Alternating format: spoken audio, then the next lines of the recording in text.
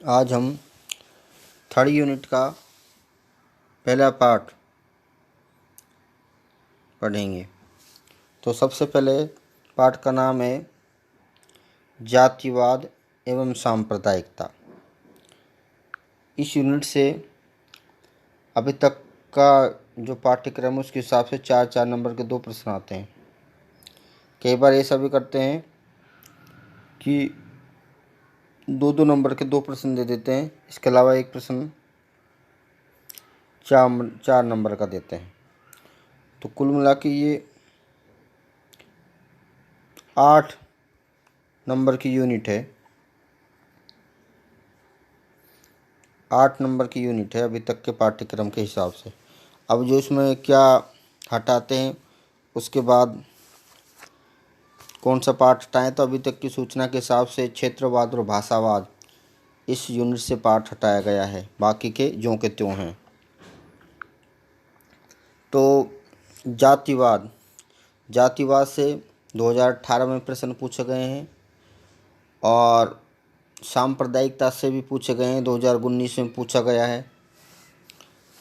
तो कई बार इससे प्रश्न 2020 में भी जातिवाद से प्रश्न पूछा गया है 4 नंबर का, कि जाति राजनीति में क्या भूमिका निभाती है। तो सबसे पहले तो हम बात करते हैं जातिवाद। वाद क्या होता है? एक अवधारणा होती है। जाति एक सामाजिक संरचना है जो अति प्राचीन काल से भारत में प्रचलित है, कि सभी देशों में विभिन्न प्रकार की विविधताएं पाई जाती हैं। धर्म के आधार पर, लिंग के आधार पर, संप्रदाय के आधार पर, वर्ग के आधार पर, वर्ण के आधार पर। तो भारत में ये सब विविधताएं तो पाई जाती ही हैं, इसके साथ साथ एक अतिरिक्त विविधता और है जिसको बोलते हैं जाति की विविधता। किसी दूसरे अन्य देशों में जाति नहीं, केवल भारत में जाति पाई जाती है। आधुनिक पश्चिमी राजनीतिक संस्थाओं के साथ लोकतंत्र स्वीकार करने के बावजूद जातिवाद समाप्त नहीं हुआ है भारत में। वोटों की राजनीति ने जातिवाद को ज़्यादा बढ़ाया है। दूसरी ओर जातियां लोकतांत्रिक राजनीति में सहभागिता की संरचनात्मक युक्ति बन गई, अर्थात जाति के माध्यम से राजनीति में भूमिका निभाई जाती है, जिसके माध्यम से अब तक अधिकारहीन रहे तबकों को भी राजनीति में सहभागिता और प्रतिनिधित्व का अवसर मिला है। किसके आधार पर? जाति के आधार पर, कि जिन जातियों को राजनीति में अभी तक प्रतिनिधित्व नहीं मिला था, लेकिन जाति के माध्यम से अब उनको भी प्रतिनिधित्व मिलने लगा है। ये इसका सकारात्मक पक्ष भी है। अब जाति और जातिवाद का आपको पता है स्वरूप। तो सबसे पहले हम जातिवाद के स्वरूप को समझें, उससे पहले हम जाति का अर्थ पढ़ लेते हैं। देखो, जब एक वर्ग पूर्णतः आनुवंशिकता पर आधारित होता है तो उसे हम जाति कहते हैं।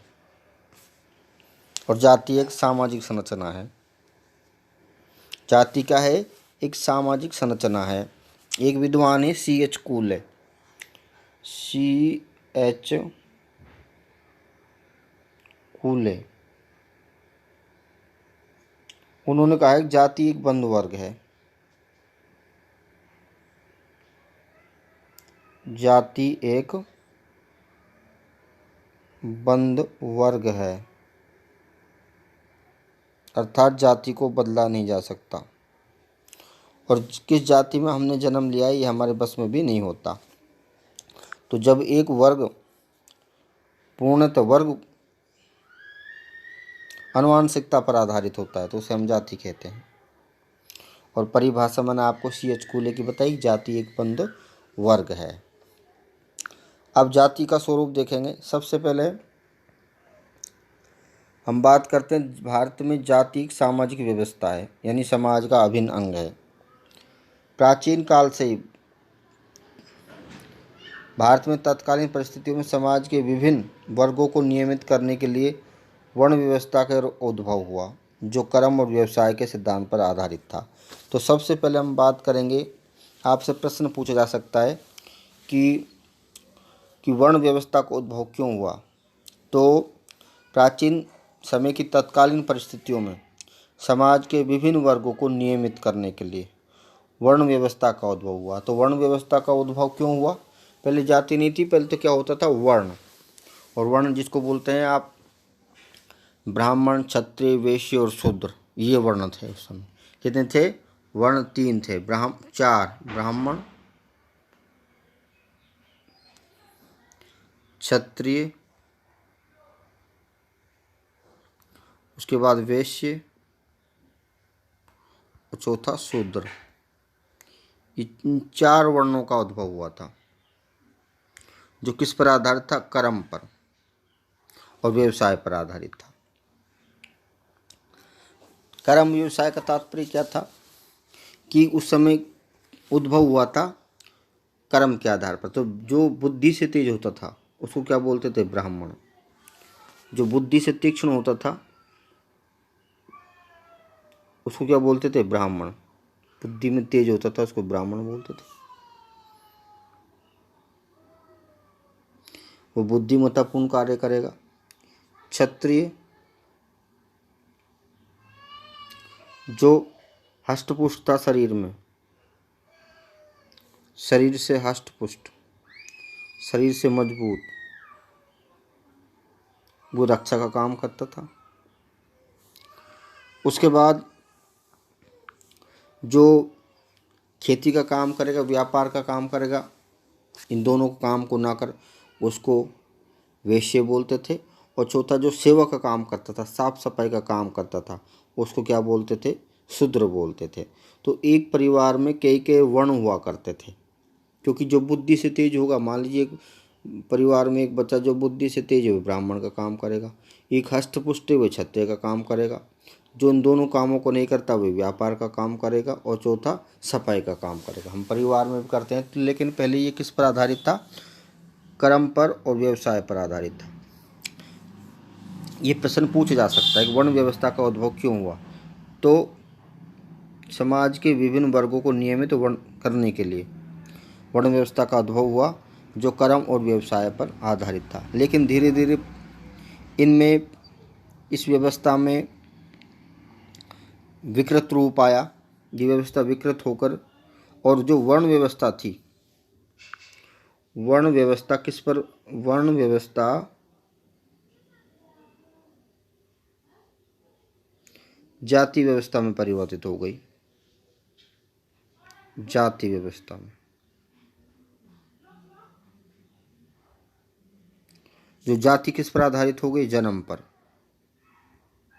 कि ब्राह्मण का बेटा ब्राह्मण, चाहे बुद्धि से बिल्कुल कमज़ोर हो, क्षत्रिय का बेटा क्षत्रिय, चाहे वह शरीर से बिल्कुल कमज़ोर हो, और वैश्य का पुत्र वैश्य, चाहे वह कितना ही तेज हो दिमाग, लेकिन वैश्य कहलाएगा। और शूद्र का भी यही है, चाहे शूद्र का बेटा शरीर से हष्टपुष्ट हो, चाहे बुद्धि से तेज हो, फिर भी वह क्या कहलाएगा? शूद्र ही कहलाएगा। इस प्रकार जो वर्ण व्यवस्था कर्म और व्यवसाय पर आधारित थी, वह अब किस पर आधारित हो गई? जन्म पर आधारित हो गई। और वर्ण व्यवस्था का स्थान किसने ले लिया? वर्ण व्यवस्था का स्थान ले लिया जाति ने। तो कालांतर में विभिन्न कारणों से ये व्यवस्था विकृत होकर जाति व्यवस्था में बदल गई। और जाति व्यवस्था किस में हो गई? जन्म पर आधारित। किस पर आधारित हो गई? जन्म पर आधारित हो गई।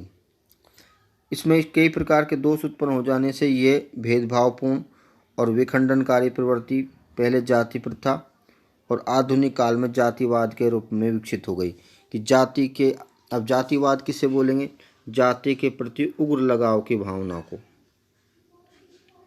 जाति के प्रति उग्र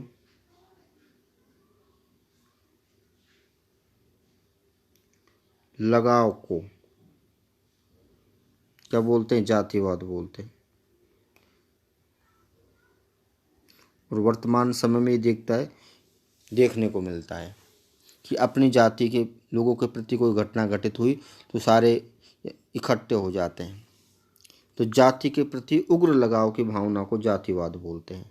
तो अब समझ में आया। पहले हमने जाति को समझा कि जब एक वर्ग पूर्णतः आनुवांशिकता पर आधारित होता है तो उसको क्या बोलते हैं? जाति। और जाति के प्रति लगाव की भावना को क्या बोलते हैं? जातिवाद बोलते हैं। इसका उद्भव पहले वर्ण व्यवस्था के रूप में हुआ, विभिन्न वर्गों के नियमित करने के लिए, जो पहले कर्म और व्यवसाय पर आधारित था। लेकिन धीरे धीरे इस व्यवस्था में दोष आया, बदलाव आया और वर्ण व्यवस्था जाति व्यवस्था के रूप में परिवर्तित हो गई और जाति जन्म पर आधारित हो गई और इसने विखंडनकारी प्रवृत्ति अपनाई, जो भारत की एकता और अखंडता को गंभीर चुनौती प्रदान करती है। अंग्रेजों ने इसी स्थिति का फायदा उठाया और अंग्रेजों ने कौन सी नीति के आधार पर शासन किया? फूट डालो और राज करो। फूट डालो और राज करो। इसको इंग्लिश में बोलते हैं डिवाइड एंड रूल, यानी आपस में विभाजन करो और फूट डालो। तो अंग्रेजों ने इसी का फायदा उठाया, यानी जाति के आधार पर। आपको पता है भारत में जो विभिन्न वर्ण बने हुए थे, जो जाति व्यवस्था का रूप ले लिया, ब्राह्मण, क्षत्रिय, वैश्य और शूद्र, इनको आपस में तोड़ने का प्रयत्न किया और तोड़ते हुए उन्होंने, आपको बताया, भारत की व्यवस्था को तोड़ने का प्रयत्न किया।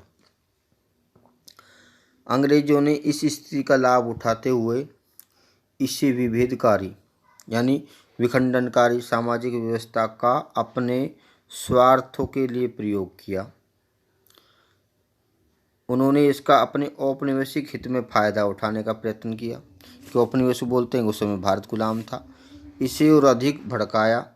अब भड़काने के लिए सबसे पहले उन्होंने क्या किया कि हिंदू समाज से दलितों को अलग करने के लिए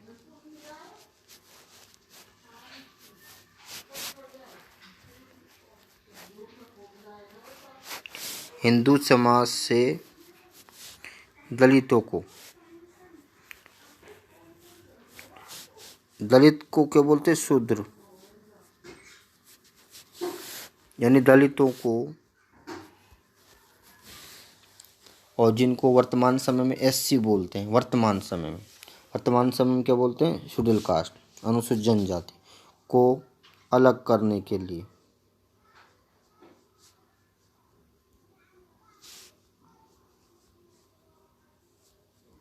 आरक्षण दिया, जिसका राजनीतिक आरक्षण दिया, सीटों का आरक्षण दिया। किसके माध्यम से? मैकडोनाल्ड पंचांट के माध्यम से। किसके माध्यम से दिया? मैकडोनाल्ड पंचांट के माध्यम से, जो 1932 में हुआ। 1932 में मैकडोनाल्ड पंचांट,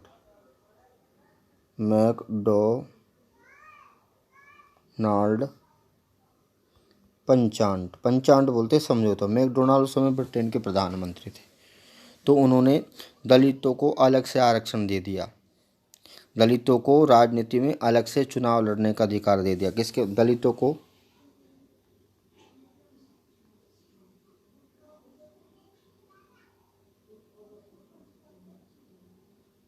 अलग से चुनाव आरक्षण दे दिया मैकडोनाल्ड पंचांट के माध्यम से। और इसमें ऐसा किया कि हिंदू यानी दलित ही खड़े होंगे और दलित ही उनको वोट देंगे। तो अन्य यानी जातियों से तोड़ने के लिए, हिंदू समाज को तोड़ने के लिए उन्होंने ऐसा कदम उठाया। अंग्रेजों द्वारा दलितों वर्गों के लिए पृथक निर्वाचन की व्यवस्था करने की कोशिश की गई। किसके माध्यम से? मैकडोनाल्ड पंचांट के माध्यम से, जिसका गांधी जी ने विरोध किया। गांधी जी ने विरोध किया इसका। और उसके बाद क्योंकि डॉक्टर अंबेडकर के प्रयासों से ये आरक्षण मिला था, इसलिए डॉक्टर अंबेडकर को मनाया गया। और बाद में सितंबर 1932 में महात्मा गांधी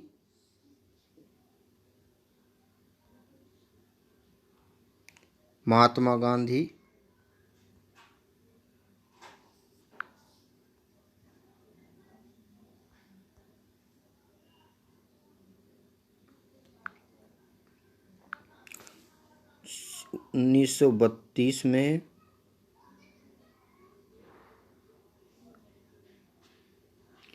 सितंबर लिख सकते हो आप, सितंबर 1932 में गांधी जी, महात्मा गांधी जी यानी गांधी जी और डॉक्टर अंबेडकर, डॉक्टर भीमराव अंबेडकर के मध्य समझौता हुआ।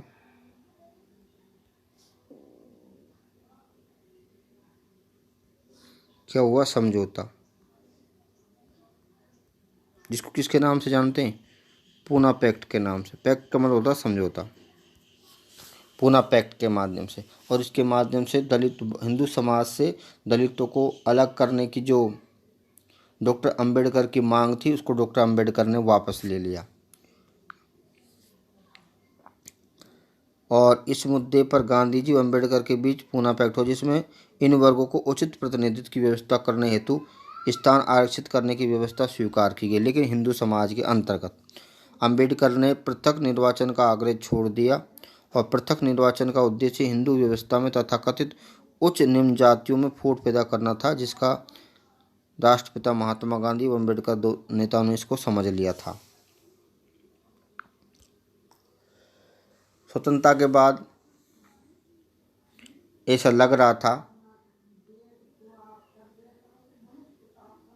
स्वतंत्रता प्राप्ति के पश्चात भारतीय राजनीति का आधुनिक स्वरूप विकसित हुआ, और ऐसा माना जाने लगा था कि देश में लोकतांत्रिक व्यवस्था स्थापित होने के पश्चात जातिवाद स्वतः ही समाप्त हो जाएगा, किंतु ऐसा नहीं हुआ। इस धारणा के विपरीत स्वतंत्र भारत ने न केवल समाज में ही वरन राजनीति में उग्र रूप प्रवेश कर लिया। अब ऐसा माना जा रहा था कि जैसा कि दूसरे देशों में लोकतंत्र अपनाया गया, तो दूसरे देशों में तो क्या जाति थी नहीं, इसलिए भेदभाव हुआ नहीं, लेकिन भारत में जातियां थी। और लेकिन भारत के जो जन नेताओं के द्वारा ये माना गया कि जब भारत में लोकतंत्र को अपना लिया जाएगा तो भारत में जाति के आधार पर जो भेदभाव है समाप्त हो जाएगा। लेकिन भारत में ऐसा नहीं हुआ, बल्कि जाति और उग्र हुई और जाति के आधार पर राजनीति में भाग लिया जाने लगा। स्वतंत्रता के बाद भी जातिवाद के प्रति लगाव की भावना ज़्यादा हुई और भारतीय राजनीतिक व्यवस्था में महत्वपूर्ण भूमिका अदा कर रही है। एक विद्वान केन मेनन का निष्कर्ष सही है कि स्वतंत्रता के बाद भारत के राजनीतिक क्षेत्र में जाति का प्रभाव पहले की अपेक्षा बढ़ा है। और मॉरिस जोन्स भी यही कहते हैं। मॉरिस जोन्स कहते हैं कि जाति के लिए राजनीति का महत्व और राजनीति के लिए जाति का महत्व पहले की तुलना में भारत में बढ़ गया है। अब क्या करते हैं, स्वतंत्र भारत में राजनीति में जातिवादी भावनाओं को ज़्यादा उभारने का प्रयास किया है, वोट बैंक अपनाकर। वोट बैंक का मतलब एक जाति के लोग यही मानकर बैठते हैं कि उसकी जाति के सारे वोट उसको ही मिलेंगे। जीतकर सत्ता पर कब्जा करने के लिए राजनीतिक दलों और जनप्रतिनिधियों की आकांक्षा ने इसे सदैव बढ़ा दिया है। और वर्तमान में जातिवाद न केवल यहाँ की आर्थिक, सामाजिक, सांस्कृतिक, धार्मिक प्रवृत्तियों को प्रभावित किया है, अपितु राजनीति को भी सर्वाधिक प्रभावित किया है। तो कुल मिला के पहले क्या होता था, जाति का प्रभाव, स्वतंत्रता से पहले की हम बात करें, जाति का प्रभाव केवल सामाजिक क्षेत्र में था। जाति का प्रभाव कौन से क्षेत्र में था? सामाजिक और आर्थिक कर सकते हो आप, आर्थिक और सांस्कृतिक, रीति रिवाज, खान पान, पहनावे में था, और समाज में था पहले जाति का प्रभाव। लेकिन आज़ादी राजनीति में नहीं था, राजनीति में नगण्य था प्रभाव किसका? जाति का। लेकिन आज़ादी के बाद क्या हुआ है,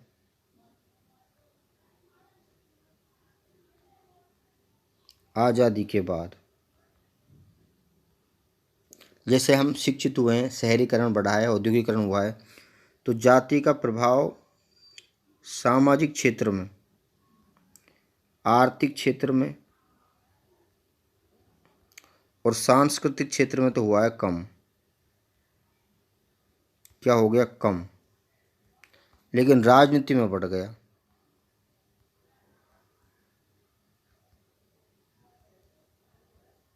जो नहीं बढ़ना चाहिए।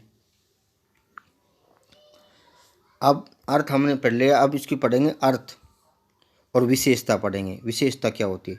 तो अर्थ हमने पहले पढ़ लिया, जब एक वर्ग पूर्णतः आनुवंशिकता पर आधारित होता है तो हम उसे जाति कहते हैं।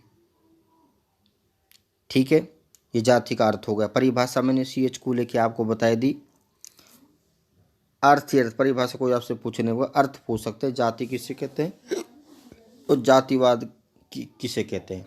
तो जाति जब एक वर्ग पूर्णतः आनुवंशिकता पर आधारित होता है तो उसे हम जाति कहते हैं।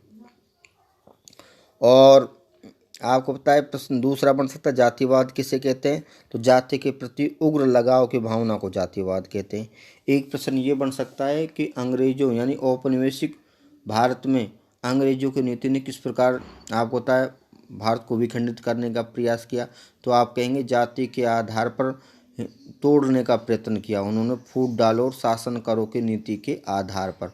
और दलितों को हिंदू समाज से अलग करने के लिए 1932 में मैकडोनाल्ड पंचांट के माध्यम से दलितों को अलग से आरक्षण का अधिकार दिया, जिसका महात्मा गांधी ने विरोध किया। उसके बाद डॉक्टर अंबेडकर और महात्मा गांधी के मध्य 1932 में पूना पैक्ट हुआ, जिसके माध्यम से डॉक्टर अंबेडकर ने अलग से आरक्षण का अधिकार छोड़ दिया और उनको हिंदू समाज के अंतर्गत ही आरक्षण प्रदान किया गया। अब हम बात करेंगे आगे जाति की विशेषताएं। जाति की सबसे विशेषता है, जाति एक ऐसा सामाजिक समूह है होता है जो दूसरे से अपने को अलग मानता है। पहली बात, ठीक है ना? जाति एक ऐसा सामाजिक समूह, ये पहली विशेषता हो गई इसकी, जो दूसरे से अपने आप को अलग मानता है। उसके बाद प्रत्येक जात, दूसरी विशेषता हो गई जाति के लोग अपनी परिधि में वैवाहिक संबंध स्थापित करते हैं। तीसरा, प्रत्येक जाति का अपना परंपरागत व्यवसाय होता है। ठीक है ना?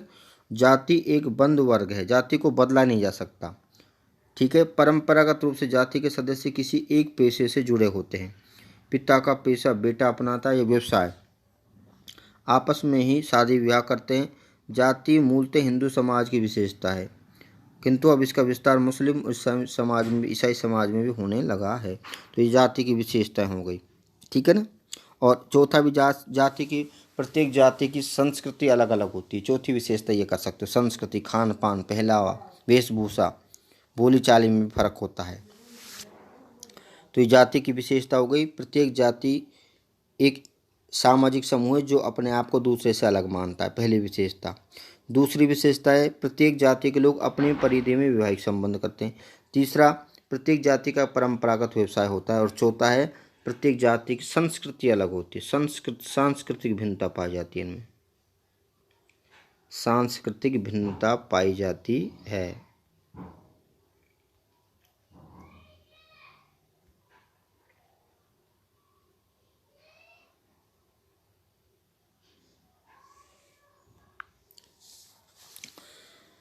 अब हम आगे देखते हैं भारतीय राजनीति में जाति की भूमिका। ये प्रश्न 2018 में,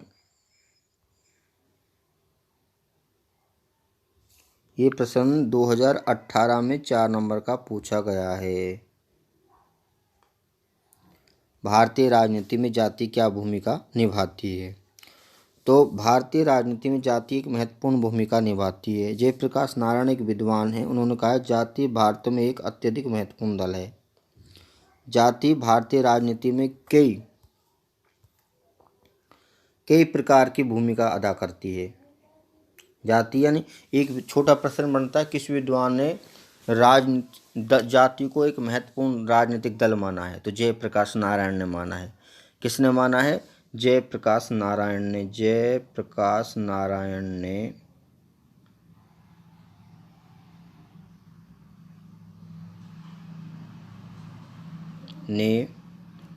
जाति को, किसको? जाति को भारत में महत्वपूर्ण दल माना है।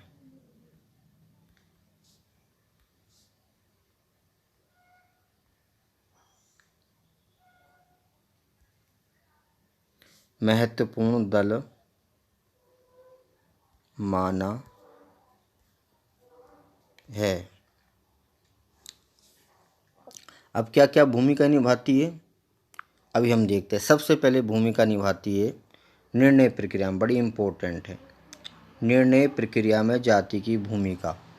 तो कैसे निभाती है निर्णय प्रक्रिया में जाति की भूमिका? सबसे पहले भारत में जाति पर आधारित संगठित संगठन शासन की निर्णय प्रक्रिया को प्रभावित करने का प्रयत्न करते हैं।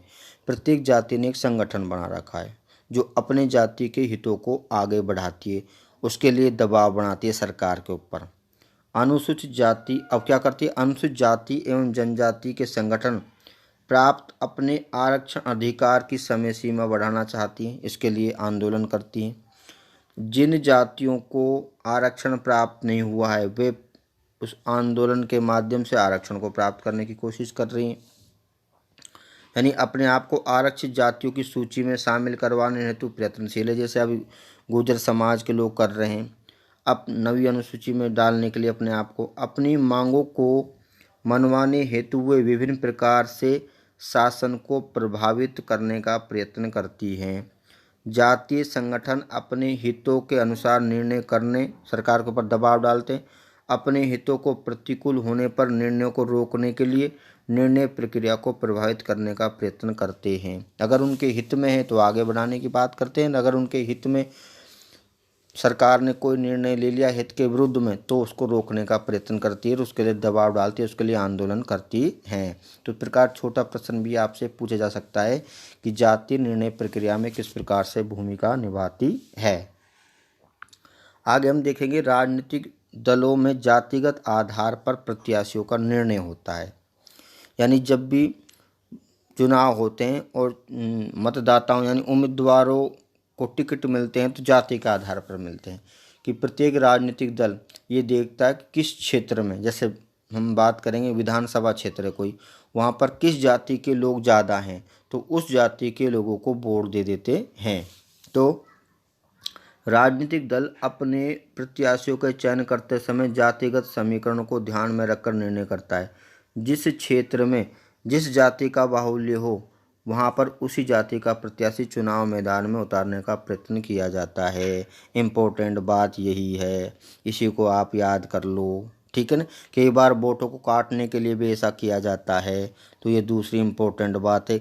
जाति के आधार पर उम्मीदवारों को टिकट मिलते हैं।